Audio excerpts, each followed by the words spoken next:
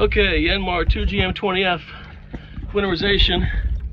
I took the first step, took the raw water intake and hooked it up to a white hose, which I have running to this bucket.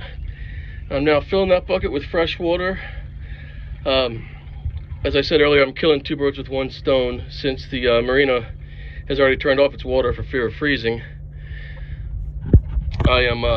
I'm running this line from the water tank, from the water pump for my shower. Not super fast, but you know, it's going to do the job. Two birds with one stone. Drain my water tank and flush the engine with fresh water.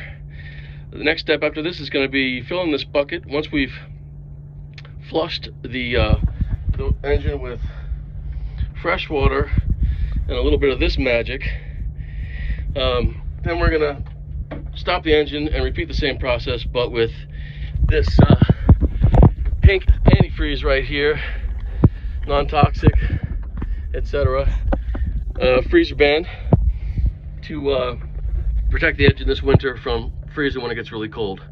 As a side note, you might really want to think about putting some engine lights, some lights in your engine room up there. I did these LED lights a couple of seasons ago, and I can't say enough about them. It changes your whole life when working on the engine. All right, we're going to be back with another step in a second.